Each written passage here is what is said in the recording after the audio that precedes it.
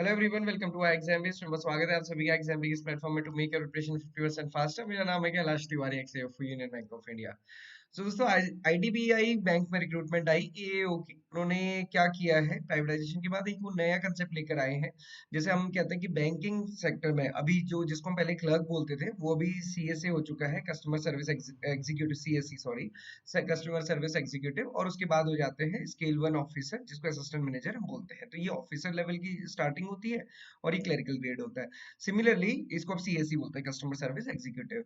तो यहाँ पे क्या है, आईडीबीआई ने क्या करा, इनके बीच में एक और वो ले आए, उसको वो बोल रहे हैं ग्रेड ओ। ओके, तो उन्होंने वो ग्रेड ओ बोलना शुरू किया, ग्रेड ओ बोल रहे हैं। तो बेसिकली क्या है, एग्जीक्यूटिव से ऊपर और ऑफिसर से थोड़ा सा नीचे। बट उन्होंने यहाँ पे मेंशन किया कि 3 ईयर की जॉब सर्विस के बाद वो स्केल वन में कन्वर्ट हो जाएंगे, है ना, कंफर्मेशन के बाद। तो ये बहुत अच्छी अपॉर्चुनिटी है। सबसे अच्छी बात क्या है, अप्रेंटिसशिप नहीं है या फिर टेम्परेरी पोस्टिंग नहीं है, वो आईडीबीआई की पेरोल में रख रहे हैं। तो सारी चीजें अच्छी हैं, कोई भी इसमें टेंशन की बात नहीं है। सबसे बड़ी बात है कि ये सारी बातें तो हम तब सोचेंगे जब हमारा एग्जाम क्लियर होगा। तो पहले तो हमारे पास टारगेट होना चाहिए, ये एग्जाम मुझे क्लियर करना है, ये भी क्लियर करना है, एएफओ भी क्लियर करना है, एनएससी भी करना है। और फिर हम सोचेंगे कि हमें करना क्या है। ओके, सो दोस्तों, इस पे आपको फोकस करना है। और क्योंकि ये तीनों लाइन से हैं और ये लाइन से तीनों क्लियर हो सकते हैं। और क्या इंपॉर्टेंट बातें हैं आईडीबीआई बैंक के बारे में, वो अब मैं डिस्कस करने वाला हूँ। 2-3 चीजें हैं, मैं 2-3 मिनट का टाइम आपका लूंगा। ओके, आप सभी को पता है 100 वैकेंसीज है।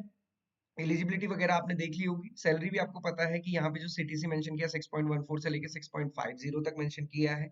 सो अगेन बहुत कम सैलरी भी नहीं है, हालांकि जो आईयूपीएस एएफओ के बराबर भी नहीं है। तो हम कह सकते हैं कि 50,000 के अप्रॉक्स यहाँ पे सैलरी मिलेगी। जबकि आईयूपीएस एएफओ की अगर आप देखेंगे तो वो 70,000 के से 75,000 तक अप्रॉक्स ग्रॉस सैलरी बन जाती है अलाउंसेस के अलावा। तो यहाँ पे ये भी बेनिफिट है, ठीक है, कुछ नहीं होने से तो बहुत कुछ है ये।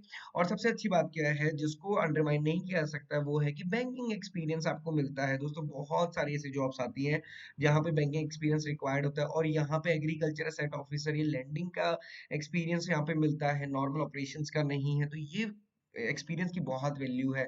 आईबीपीएस एएफओ गवर्नमेंट बैंक में हो ना हो, आप प्राइवेट बैंक में जाना भी बहुत इजी होता है। प्राइवेट बैंक बहुत अच्छी सैलरी पे करते हैं अगर आप में बहुत अच्छी कैपेबिलिटी और अच्छा एक्सपीरियंस आपका है तो। बैंक आईबीपीएस एएफओ की सैलरी को आप भूल जाइए, प्राइवेट बैंक बहुत अच्छा पे करते हैं। अगेन डेफिनेटली काम हर जगह करना पड़ता है, वो बात मत कीजिएगा कि सर वो काम भी कराते हैं। काम हर कोई कराता है। ओके, डेफिनेटली हर जब आपको कुछ चाहिए तो आपको कुछ ना कुछ काम करना ही पड़ेगा। ओके, हालांकि यहाँ पे भी उन्होंने मेंशन किया है कि ग्रेड ए में कंप्लीशन ऑफ 3 ईयर के बाद आपको ग्रेड ए में कर लिया जाएगा। तो डेफिनेटली वही पर्सपेक्टिव है कि जो बच्चे अच्छा करेंगे उनको वो ले लेंगे, जो नहीं करेंगे तो कोई बात नहीं। ओके, सो यहाँ पे इंपॉर्टेंट ये है, जो डेट्स हमारे पास है, last date of form filling 30 नवंबर है। बहुत लंबा पीरियड टाइम नहीं है। टेंटेटिव ऑनलाइन टेस्ट दिसंबर या जनवरी में होगा। कई स्टूडेंट ने कहा कि सर 14 दिसंबर को है, तो मुझे तो नहीं पता कि ऐसी कोई डेट आ रखी है। मेरे को ना ही वेबसाइट में दिखी, ना ही कोई। मैंने पहले बीच में बोला था कि आपके पास कोई प्रूफ सा है, अगर कोई किसी को मेल आया है तो बताइए। तो अभी तक तो नहीं आया, तो मैं तो नहीं कह सकता कि 14 दिसंबर है कि नहीं है। बट जहां तक है कि दिसंबर या जनवरी में हो जाएगी, रिक्रूटमेंट बहुत जल्दी हो जाएगी, कोई बहुत डिले नहीं होगा। बट किसी के पास डेट वगैरह का है तो आप मुझे जरूर बताइएगा। ओके, देन इसके बाद अगर हम एजुकेशन क्वालिफिकेशन, वो सारी चीजें आपको क्लियर है, बट एक परसेंटेज का इशू है। क्या परसेंटेज का इशू है, मुझे कमेंट बॉक्स में बताइएगा, क्योंकि यहाँ पे थोड़ा सा उन्होंने क्लियरली मेंशन किया है। क्या होता है, सीजीपीए ओजीपीए का कैलकुलेशन हर एक यूनिवर्सिटी का डिफरेंट डिफरेंट होता है, और वो आपकी मार्कशीट के पीछे लिखा होगा, है ना, मार्कशीट के आपके पीछे लिखा होगा। या तो आप उसको फॉलो कर लीजिए, ये सिंपल आप फॉलो कर लीजिए इस वाले पार्ट को। बट इसके अलावा भी अगर आपको इशू आ रहा है तो आप मुझे जरूर बताइएगा कमेंट बॉक्स में, हम फिर उसके लिए सेपरेट वीडियो लेकर आएंगे। ओके, सिलेक्शन प्रोसीजर यहाँ पे इंपॉर्टेंट है। ये मत सोचिएगा कि एएफओ जितना ही पढ़ लेंगे तो वैसे ही काम नहीं चलेगा। क्यों नहीं चलेगा दोस्तों, यहाँ पे जो फोर्थ कंपोनेंट है, general awareness, economy, banking awareness, computer IT, इसके 60 क्वेश्चन आने वाले हैं। 60 मार्क्स का होगा, 25 ही मिनट्स यहाँ पे मिलेंगे। क्वांट्स, रीजनिंग, इंग्लिश हर कोई कर लेगा, एग्रीकल्चर हर कोई कर लेगा। तो जो पॉइंट ऑफ डिफरेंस है वो क्या है, यहाँ पे फोर्थ पॉइंट है जनरल इकोनॉमिक, बैंकिंग अवेयरनेस, या फिर कंप्यूटर और फिर आईटी। सो दोस्तों, इसको थोड़ा सा अच्छे से कवर करना है। हालांकि इसके लिए ऐसा कुछ नहीं कि बहुत कुछ पढ़ रहे हैं। इसके लिए अभी आप सिंपल मॉक टेस्ट भी सॉल्व करेंगे लास्ट टाइम पे, तो भी काफी आपको हेल्प हो जाएगी। और मॉक टेस्ट तो हम प्रोवाइड कर ही रहे हैं, इसके अलावा कोर्स भी हम प्रोवाइड कर रहे हैं फॉर इस पर्टिकुलर चीज के लिए, तो उसको मिस नहीं करिएगा। बाकी तो आप अपने हिसाब से डिसाइड कर ही सकते हैं।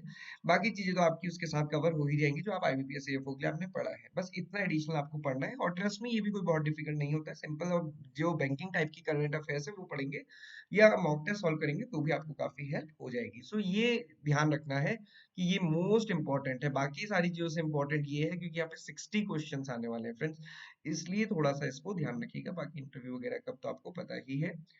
हम मॉक टेस्ट लेकर आए हैं। यहाँ पे आईपीएस एएफओ की मॉक टेस्ट भी है, आईडीबीआई की भी है। आईडीबीआई की मॉक टेस्ट से एएफओ का मेंस तो प्रिपेयर हो सकता है क्योंकि यहाँ पे 60 क्वेश्चंस हैं, बट आईबीपीएस एएफओ के मेंस से आईडीबीआई के प्रिपरेशन नहीं हो सकती क्योंकि आईडीबीआई में 60 question general economic banking awareness के भी हैं। तो अगेन आप अपने हिसाब से डिसाइड कर सकते हैं कि आपको क्या लेना है क्या नहीं लेना है, बट जिसको प्रिपरेशन करनी है, जो सीरियस स्टूडेंट्स हैं ना दोस्तों, वो तो ले ही लेते हैं। तो आपको अपना सोचना है कि आपको अपने लिए क्या करना है, क्या आपके पास प्रेजेंट में कितना मटेरियल है, कितने से आप कवर कर सकते हैं, क्या आपको रिक्वायरमेंट है कि नहीं। जैसा भी आपको अपना रैशनल निकाल के क्वालिटी लेनी है चीजें, तो वो आपका एग्जाम भी प्रोवाइड करता है। ये आपको ध्यान रखना है। So this is all for today. Thank you for watching this video.